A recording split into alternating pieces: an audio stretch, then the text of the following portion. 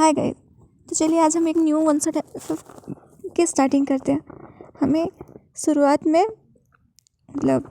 इस ड्रामे की शुरुआत में या कहें इस एफएफ की स्टार्टिंग में एक यार्ड का सीन दिखाया जाता है, जहाँ एक लड़का किसी से फ़ोन में बात कर रहा था और कहता है, मम्मी प्लीज़ आप उससे मेरी शिकायत क्यों करना चाहती हैं? प्लीज़ मम्मी आप मुझे बचा लीजिए ना, प्लीज़ आप ब्रदर को कुछ भी मत बताइएगा। तो उधर से कोई उसे कुछ कहता है तो कहता है, मम्मी आप जानती हैं उसे मेरा इस तरह से काम करना अच्छा नहीं लगता। वो चाहता है मैं उसके साथ कंपनी में काम करूं, उसके बिजनेस को पढ़ाऊं, पर मम्मी मैं ये नहीं चाहता। प्लीज़ मम्मी आप समझिए ना मेरी बात को। मैं बस कुछ मस्ती करना चाहता हूँ। आपको पता है ये यार सिर्फ 1 मंथ के लिए बाहर जा रहा है और मैं भी जाना चाहता हूँ, तो प्लीज़ मम्मी मुझे जाने दीजिए ना। आई प्रॉमिस इस यार्ड से वापस आने के बाद मैं यूएस वापस लौट आऊँगा और मैं बाद में कहीं नहीं जाऊँगा और आपका लाडला बेटा बन के आपके पास रहूँगा, प्लीज़ मम्मी। और फिर इतना कह के पता नहीं उसकी मम्मी उसे क्या कहती है, वो खुश हो जाता है और कहता है, thank you mummy, thank you thank you thank you thank you so much. मुझे पता था आप मेरे लिए ये सब कुछ ज़रूर करेंगी, बाय मम्मी। और इतना कहकर फ़ोन कट कर देता है। और फिर हमें यार्ड के अंदर का दिखाया जाता है। वो शिप में जाता है और एक वेटर के कपड़े को पहन लेता है। और तो उसके जो साथी होते हैं वो कहते हैं, आखिर तुम्हारी मम्मी ने तुम्हें परमिशन दे दी? तो कहता है, ऐसे कैसे नहीं देती, मेरी मम्मी वर्ल्ड की बेस्ट मम्मी है, वो मुझसे बहुत प्यार करती हैं। तो उसका जो साथी था वो कहता है, अच्छा और तुम्हारे ब्रदर ने? तो कहता है, हाँ मम्मी ने मुझसे प्रॉमिस लिया है कि मैं उसे नहीं बताऊंगा कि मैं यहाँ पर कुछ काम कर रहा हूँ। मैं उन्हें सिर्फ इतना ही बताऊंगा कि मैं घूमने जा रहा हूँ और मैं यहाँ पर उनके पैसे खर्च कर रहा हूँ। तो उसका जो साथी था वो उस पर वहाँ पर स्माइल करता है और कहता है, बीइंग तुम हमेशा ऐसा करते हो, आखिर अपने ब्रदर को इतना तंग क्यों करते हो? तो क्या हुआ, वो मेरा इकलौता भाई है, उससे तंग नहीं करूँगा तो किसे करूँगा? और हमें तभी वहाँ पर एक लड़की आती है दिखाई देती है जो कहती है, विंग तुमने मुझे मैसेज किया कि तुम मुझसे ब्रेकअप कर रहे हो, पर क्यों? तो विंग कहता है, गाइस मुझे लगता है पहले मुझे इससे निपट लेना चाहिए। तुम लोग काम करो, मैं बाद में आके ज्वाइन करता हूँ। और ऐसा कि वो उस लड़की का हाथ पकड़ के ले जाता है सिप की एक साइड पे और बोलता है, तुम करना क्या चाहती थी? मैंने तुमसे पहले ही नहीं कहा था कि हम दोनों के बीच में जो भी रिलेशनशिप है वो यहाँ तक आने का है। तुम इस ट्रिप में आना चाहती थी तो मैंने तुम्हें यहाँ ला दिया, बस बात खत्म। तो लड़की कहती है, वी तुमने मेरे साथ नाइट स्पेंड की थी? तो वी कहता है, रियली? हम दोनों के बीच डील हुई थी कि हम अपने अपने बेनिफिट के लिए वहाँ पर थे। मुझे किसी ने ड्रग दिया था और तुम्हें इस शिप में आना था। तुम्हें जितने पैसे चाहिए थे मैंने तुम्हें दिए और तुमने उस वक्त मेरी बुरी कंडीशन में मेरा फ़ायदा उठाया। तुम्हें नहीं लगता कि तुम मेरे साथ कुछ ज़्यादा क्लिंजी होने की कोशिश कर रही हो? मैंने तुम्हें पहले ही बताया मैं गे हूँ, मुझे लड़कों में इंटरेस्ट है, लड़कियों में नहीं, तो मुझसे दूर रहो। और इतना कह के विंग वहाँ से चला जाता है और वो लड़की भी पैर पटकती हुई चली जाती है। पर कोई था, एक ग्रुप जो उनकी बातें सुन रहा था। वहाँ पर बहुत सारे लड़के बैठे हुए थे। उनमें से एक लड़का कहता है, वांग जी तुम्हें क्या लगता है ये लड़का किससे प्यार करता होगा? क्या ये तुम्हारे टाइप का है? तो वांग जी कहता है, तुम लोग ये सब क्या बातें कर रहे हो? तुम अच्छे से जानते हो कि मेरी शादी होने वाली है और मैं अपनी वाइफ को चीट नहीं करना चाहता, वो मेरे बच्चे से प्रेग्नेंट है। वांग जी ऐसा कहता है और अपना मतलब अपनी जो वाइन है वो पीने लगता है। तभी विंचाओ कहता है, कम ऑन वांगजी, तुम ये क्या कर रहे हो? वेनकिंग हमारी बहन है और हम भी जानते हैं कि तुम यहाँ बैचलर पार्टी करनी ही है, तो कम ऑन डूड, इतना फन तो बनता है। तभी वेनिंग कहता है, विंचाओ तुम्हें नहीं लगता तुम कुछ ज़्यादा बोल रहे हो? तुम उसे हमारी इवेंट को चीट करने के लिए कह रहे हो? तो विंचाओ कहता है, कम ऑन नींग, ऐसा नहीं है कि मैं उसे चीट करने के लिए कह रहा हूँ, मैं तो बस वन नाइट स्टैंड के लिए की बात कर रहा था। क्या वांगजी इतना भी नहीं कर सकता? तभी वांगजी कहता है, विंचाओ तुम्हें क्या लगता है मैं नहीं जानता तुम क्या करने की कोशिश कर रहे हो? ना तो मैं ना तो तुम्हारी किसी चाल में फंसने वाला हूँ और ना ही मैं ड्रंक होने वाला हूँ, इसलिए अपनी ये स्टूपिड हरकतें करना बंद करो और अपना मील एंजॉय करो। तभी विंसू कहता है, कम ऑन वांगजी, तुम तो विंचाओ की बात से गुस्सा हो गया, उसके कहने का मतलब ऐसा कुछ नहीं था। बाय द वे लड़का काफ़ी हॉट था, मैं खुद उसके साथ वन नाइट स्टैंड करना चाहता हूँ। ये सुनकर वांगजी अपनी मुट्ठी बंद कर लेता है और वांगजी को अपनी और विंग की पहली मुलाकात याद आती है। विंग कितना इनोसेंट था जब वो विंग से मिला था अपनी कंपनी में, पर उसे ये याद आता है कि विंग ने वहाँ उसे कहा था कि मेरे पीछे मत आओ, तुम जानते नहीं हो मैं कौन हूँ, मैं तुम्हें यहाँ से गायब करवा सकता हूँ। और जैसे ही वांगजी को ये याद आता है और फिर वांगजी को अभी की चीज़ याद आती है कि विंग एक वेटर के ड्रेस में था, तो उसे लगता है कि विंग उस वक्त उससे बचने के लिए उससे झूठ बोल रहा था और उसे स्माइल आ जाती थी। देखा?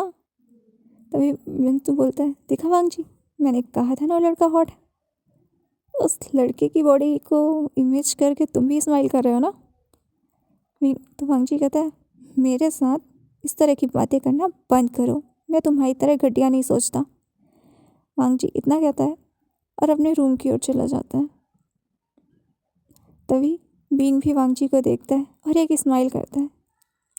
अब हमें पता चलता है कि बींग एक्चुअल में इस हाल में सिर्फ वांगजी को के लिए आया था, वो वांगजी को लाइक करता है। और अभी से नहीं, वो जब वांगजी से पहली बार मिला था वो तब भी वांगजी को ही चुपकर फॉलो कर रहा था। उसने जब वांगजी को देखा था उसे वांगजी से तभी से प्यार था। उसने वांगजी को यूएस में देखा था अपने कॉलेज पे, और वो तब से वांगजी को पसंद करता है, बस वो वांगजी को बताना नहीं चाहता था। वो एक अच्छे टाइम का इंतज़ार कर रहा है, इसीलिए वो यहाँ पर आया था। फिर वो अपना काम करने लगा। विंग अपना काम करता है और बेनिंग को भी विंग पहले ही नज़र में पसंद आ गया था, पर वो जानता था कि अगर उसने विंग के लिए कुछ भी कहा तो उसके ये दोनों भाई विंग को कुछ ना कुछ कर ही देंगे, क्योंकि वो कभी नहीं चाहेंगे कि एक वेटर से वेन कॉरपोरेशन का होने वाला प्रेसिडेंट वो करे, मतलब शादी करे। उन्हें तो लगता है जितनी बड़ी फैमिली में शादी होगी उतना ही अच्छा नाम होगा, इसलिए विनिंग भी वहाँ से उठकर चला जाता है। पर हम देखते हैं कि जो विंशु था और विंचाओ था वो तो कुछ अलग ही खिचड़ी पका रहे थे। वो दोनों वांगजी के लिए एक केक मंगवाते हैं, पर एक्चुअल में उस केक में कुछ मिला होता है, ऐसा वांगजी को लगता है, क्योंकि वांगजी को पता है कि विंशु और विंचाओ कभी नहीं चाहते कि विंचिंग और वांगजी की शादी हो, इसलिए वो उस केक को नहीं खाता।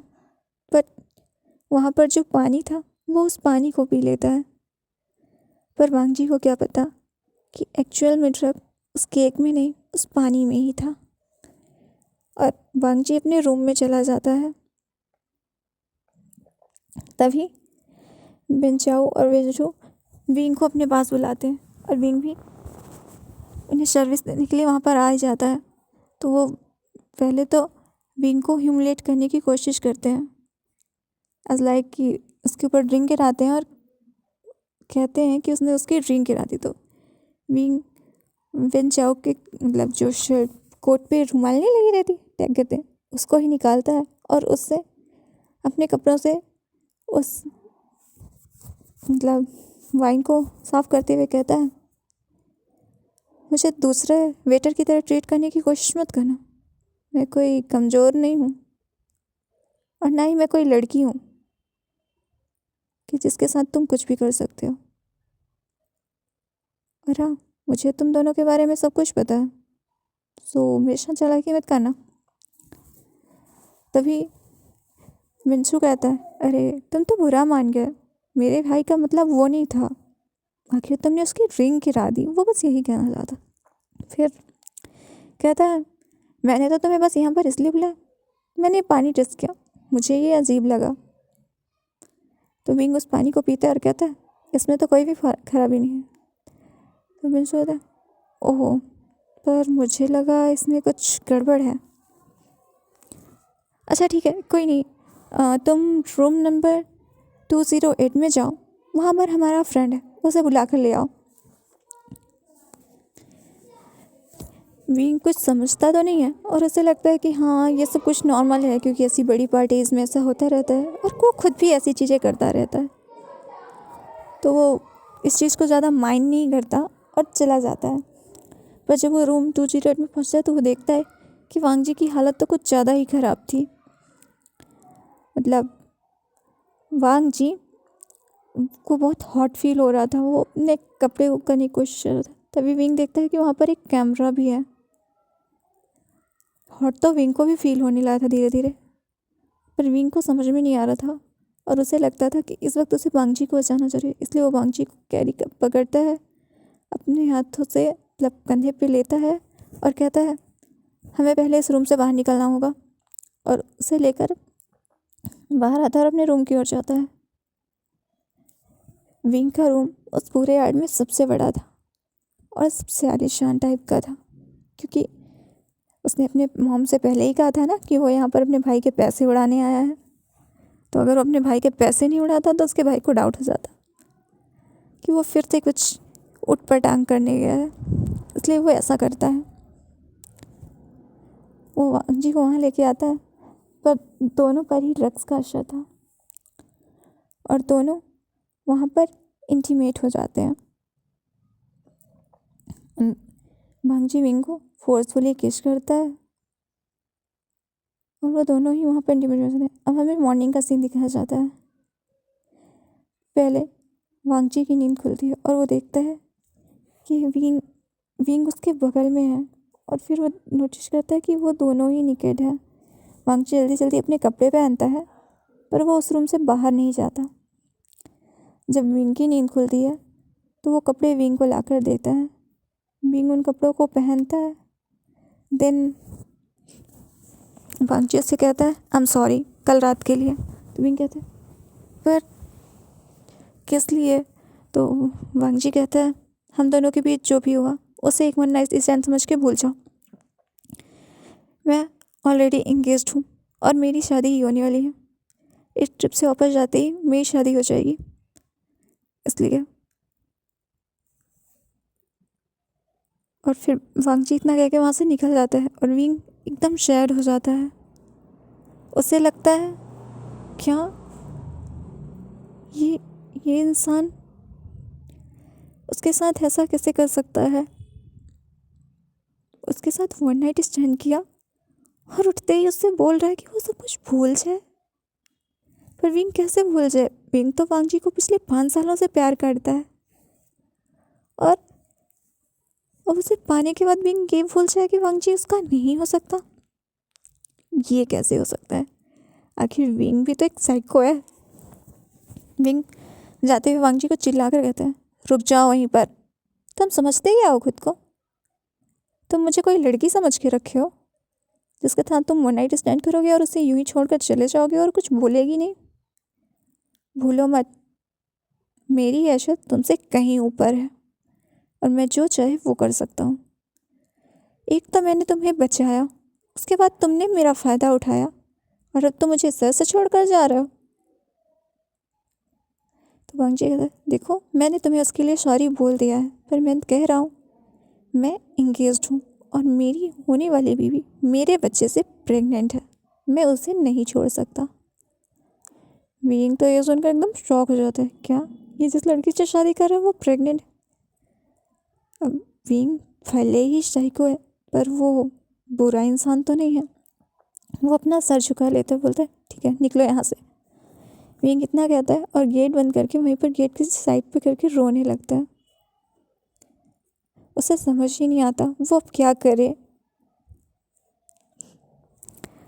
फिर हमें एक सीन दिखाया जाता है, मतलब विंग अपने आप को पूरा एकदम क्लीन वीन करता है और मेडिसिन लेता है, क्योंकि ये उसका फर्स्ट टाइम था किसी लड़के के साथ। और खुद को वापस से तैयार करके एज अ वेटर सबको सर्व करने लगता है।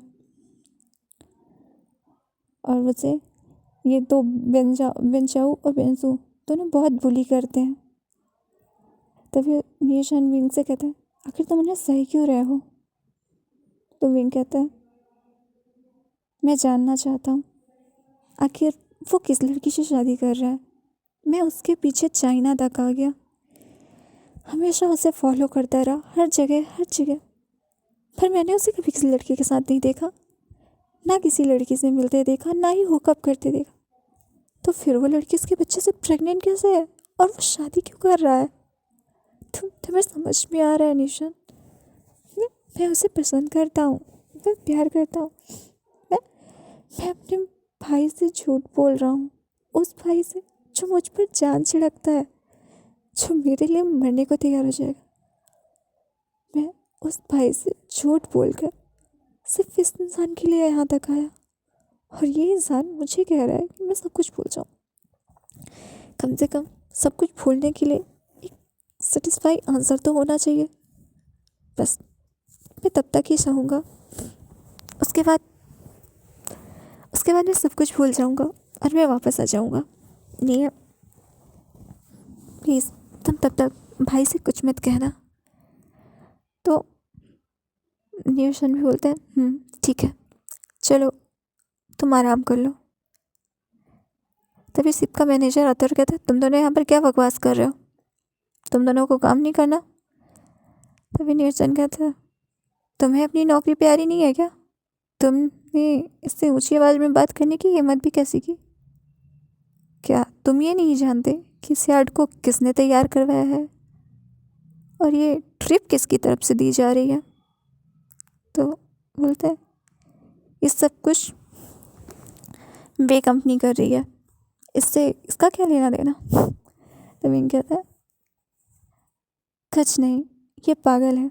तभी न्यूसन कहता है, बे कंपनी के ना जो हायर है वो इसके बहुत अच्छे दोस्त हैं। अगर उन्हें पता चला कि तुमने इसे बुली करने की हिम्मत की है तो वो तुम्हें छोड़ेंगे नहीं।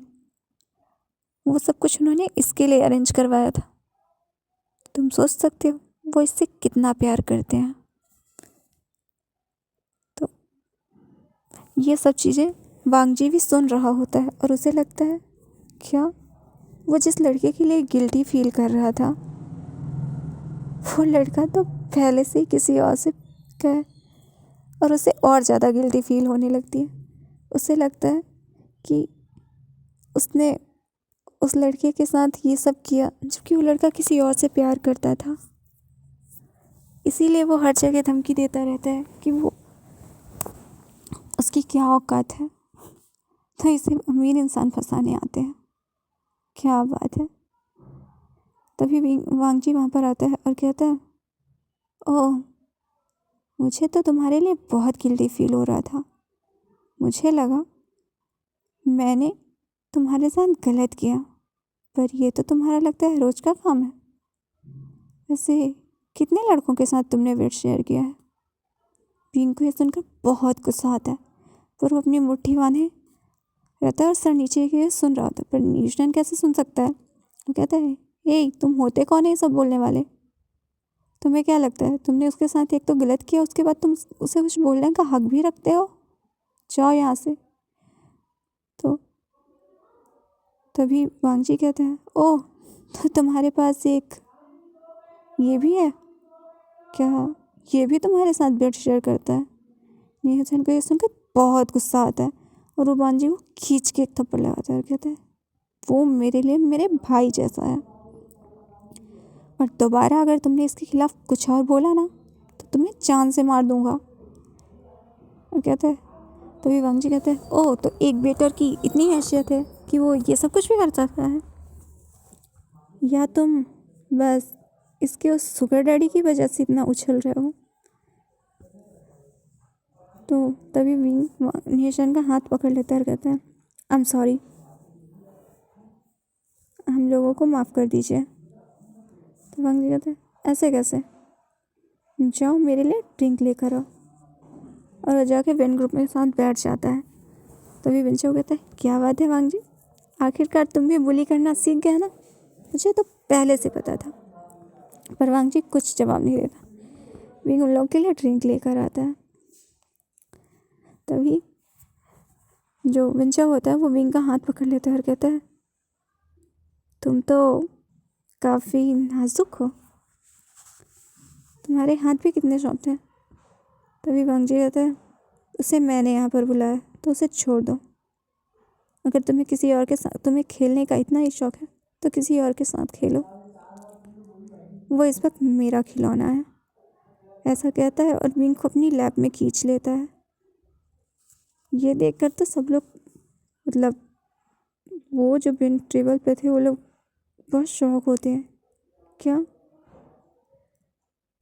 वांगजी किसी को बुली कर रहा है, हुई पहली बार, पर आखिर क्यों, पर उन्हें क्या पता, वांगजी तो जेलसी में हमारे जल भुनकर जला जा रहा है, इसलिए वो ये सब कर रहा है।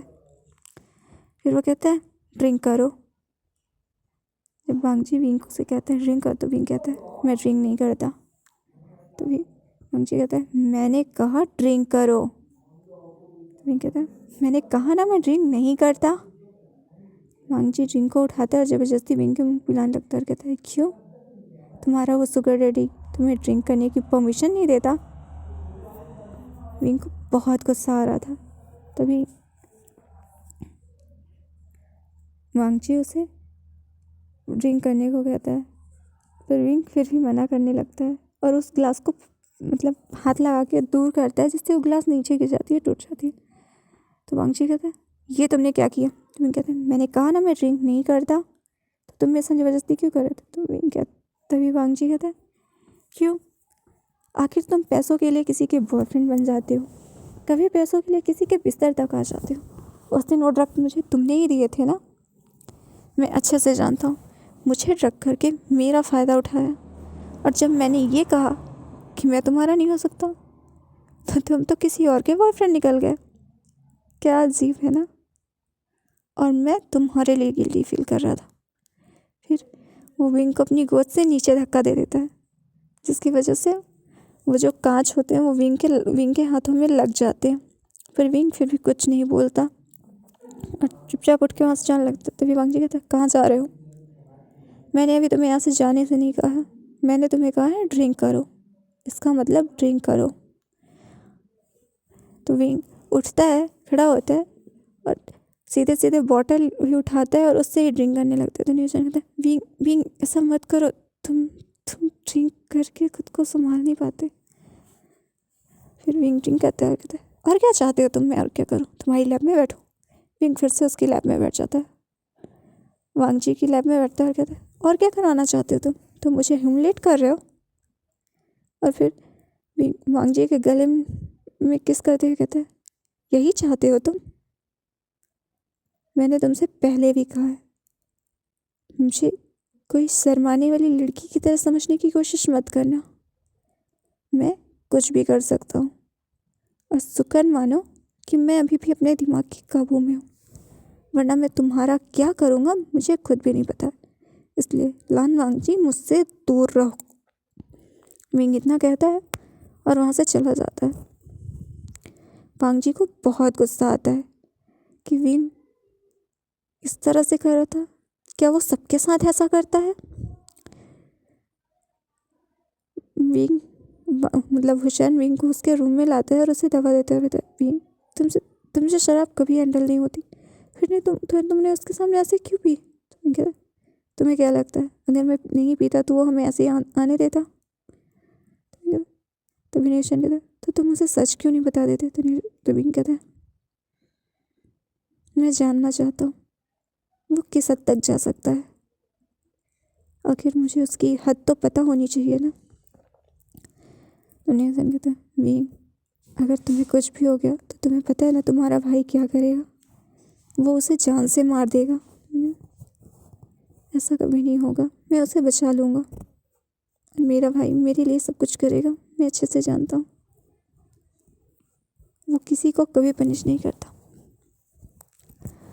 अब हमें अगले दिन का सीन दिखाया जाता है, मतलब आगे का सीन दिखाया जाता है।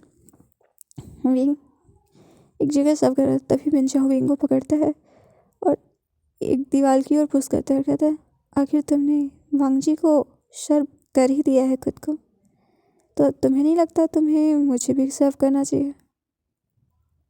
इसे एक बात बताऊं विंग, वो लान वांगजी तुम्हें उतने पैसे नहीं दे सकता जितने मैं दे सकता हूँ। तो फिर विंग मिनचाओ से अपना हाथ छुड़ाता है और उसे खींच के एक थप्पड़ लगाता है और कहता है, आखिर तुम्हें क्या लगता है मैं क्या कर सकता हूँ और क्या नहीं कर सकता? मैं एक वेटर हूँ, इसका मतलब ये नहीं है कि मैं अपना फ़ायदा किसी को भी उठाने दूंगा। दोबारा मेरे सामने इस तरह का एक्ट करने की हिम्मत मत करना, वरना आज से फेक थप्पड़ पड़ा है, अगली बार जान सी नहीं बचेगी। विंग ऐसा करके जाने लगता है और दूर से ये चीज़ वांगजी भी देखता है, तो उसे ऐसा लगता है कि विंग विनचाओ को सीड्यूस कर रहा है, तो उसे विंग पर बहुत गुस्सा आता है। तो वो आगे जाता है और विंग को खींचकर अपने रूम में ले जाता है और कहता है, आखिर तुम कब सेटिस्फाई होगे? तुम्हें इतनी ही भूख है तो मुझे बता देते, मैं तुम्हें सेटिस्फाई करता हूँ। और वो विंग के साथ ज़बरदस्ती फिर से फिजिकल होता है। विंग रोता रहता है, फिर वांगजी उसके साथ फिर से फिजिकल होता है और कहता है, और विंग थक कर वहीं पर सो जाता है। वांगजी सोता नहीं है और विंग का ही फेस दिखता है और कहता है, मुझे तुमसे प्यार है, मैं तुमसे बहुत प्यार करता हूँ, पर तुम हर बार मुझे चीट करते हो, तुम हर बार कुछ ऐसा करते हो जो मुझे गुस्सा दिलाता है। मैं चाहता था, मुझे लग रहा था मैं तुम्हें सच बताऊं, मैं तुमसे बातें करूं, तुम मुझे समझोगे, पर नहीं, तुम नहीं समझोगे, क्योंकि तुम्हें तो सिर्फ पैसों से प्यार है। तुम हर लड़के के साथ सो जाते हो, तुम हर लड़के के पास यूं ही चले जाते हो।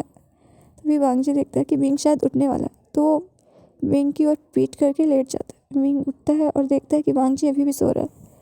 वो जल्दी जल्दी अपने कपड़े पहनता है और वहाँ से बाहर आ जाता है। तो विनेशन पूछता है, विंग तुम कहाँ थे और ये इतने वाइट के निशान तुम्हारे?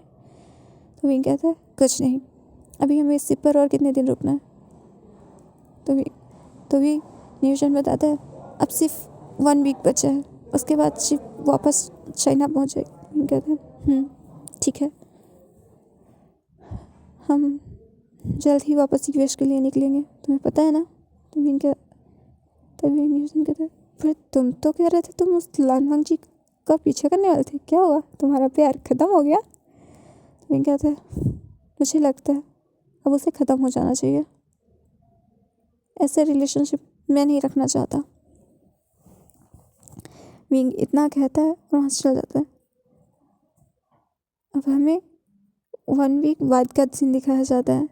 इस 1 वीक में वांगजी और विन ब्रदर्स ने विंग को बहुत बुली किया था। 1-2 बार भिन्निंग ने विंग को बचाया भी था, पर उन लोगों ने विंग को बहुत बुली किया, जैसे लोगों के सामने उसे ह्यूमिलेट करना, नीचे बियर गिराना, फिर उससे पूछवाना उस बियर को चीज़। और वांगजी ये सब कुछ देख रहा था, वो सारा तमाशा सिर्फ वहाँ बैठे देखता, पर वो एक बार भी विंग की मदद नहीं कर रहा था और विंग को ये चीज़ें गुस्सा दिला रही थी।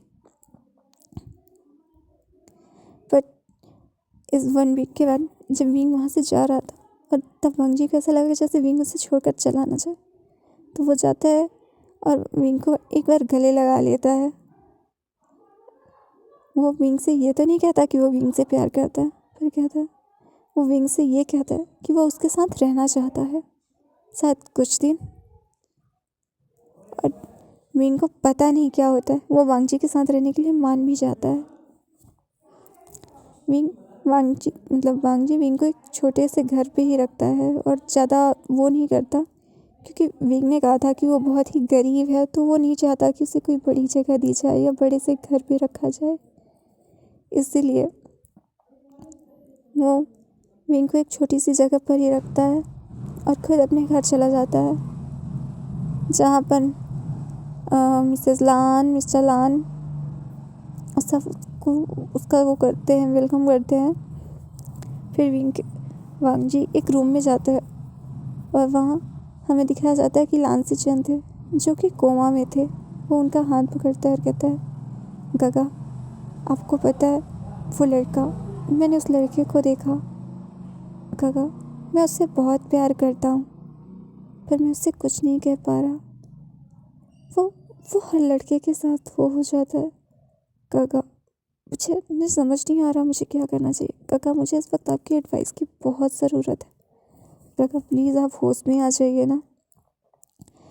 वांगजी कुछ देर सिजन से बातें करता है और उसके बाद अपने रूम में चला जाता है। फिर वांगजी अपने रूम से फ्रेश होता है और कुछ चीज़ें, खाने की चीज़ें पैक करता है और उन्हें लेकर विंग के उस रूम में पहुंच जाता है जहाँ विंग को रखा है। विंग वांगजी को देखकर बहुत खुश होता है और वांगजी भी, क्योंकि उसे विंग के साथ टाइम बिताना था। वो विंग को जानना चाहता था, इसीलिए वो विंग के साथ बहुत खुश होता है। पर आखिर उसकी खुशी ज़्यादा टाइम की नहीं रहती, वो लोग कुछ टाइम ही ऐसे बिताते हैं। उसके बाद ये बात मिसेस लान को पता चल जाती है और वो कह देती है कि वांगजी को कि वो विंग से दूर रहे।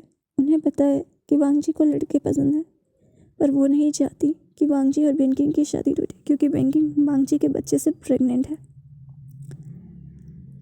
तो वांगजी भी करता है और मान जाता है।